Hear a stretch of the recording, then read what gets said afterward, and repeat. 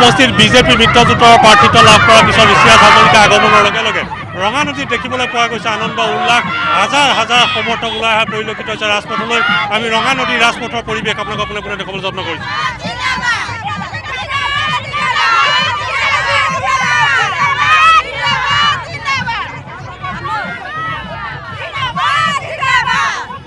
কি ক'বা?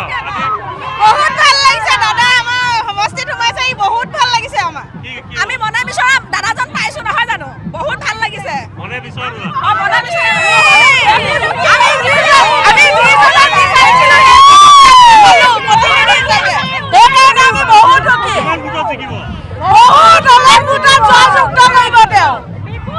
পৰিৱেশ আৰু আমি সমগ্ৰ পৰিৱেশ দেখুৱাই আছোঁ আৰু দেখা গৈছে যে বহুত ইয়াতে মানুহৰ ভিৰ আৰু যাৰ পৰিণতি দেখিবলৈ পোৱা গৈছে যে ইয়াতে আৰক্ষী ব্যৱস্থা কৰা হৈছে আৰু একেধৰণৰ ইয়াতে আৰু এটা পৰিৱেশ দেখুৱাইছে। লগতে ভূপেন বৰাক দেখিবলৈ পোৱা গৈছে, সমগ্ৰ পৰিৱেশ দেখুৱাই আছোঁ আৰু এইধৰণে দেখিবলৈ পোৱা গৈছে যে ঋষিৰাজ হাজৰিকাক আদৰিবলৈ এই ভিৰ পৰিলক্ষিত হৈছে।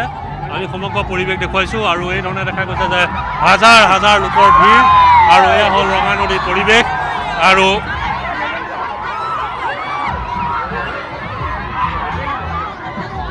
ঋষিৰাজ হাজৰিকাৰ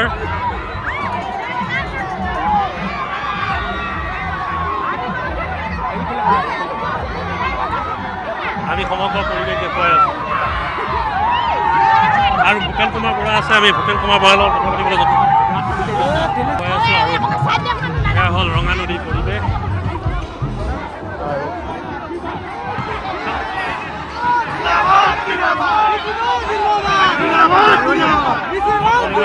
আমি দেখুৱাই আছোঁ আৰু এয়া হ'ল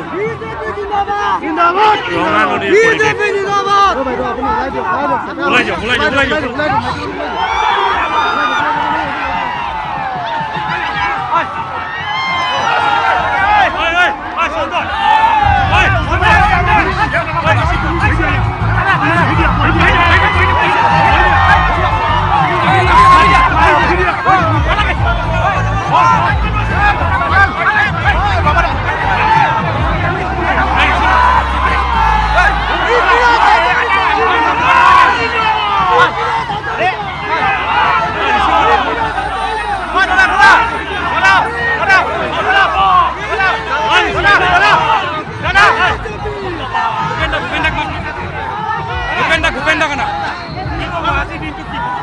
আমাৰ কাৰণে আজি গৌৰৱৰ মুহূৰ্ত যে আমাৰ দৰে এটা সাধাৰণ পৰিয়ালৰ ঘৰৰ ল'ৰাক আজি অসমৰ মুখ্যমন্ত্ৰী হিমন্ত বিশ্ব শৰ্মা ডাঙৰীয়াই ভাৰতীয় জনতা পাৰ্টীয়ে যি স্বীকৃতি প্ৰদান কৰিলে আৰু ৰঙানদীবাসী ৰাইজৰ যি মৰম, মই বুজি পাইছোঁ যে মই ৰঙানদীবাসী ৰাইজৰ ল'ৰা আছিলোঁ আৰু ল'ৰাক আদৰিবৰ কাৰণে এই বৰষুণকো নেওচি হাজাৰ হাজাৰ জনতা ওলাই আহিছে।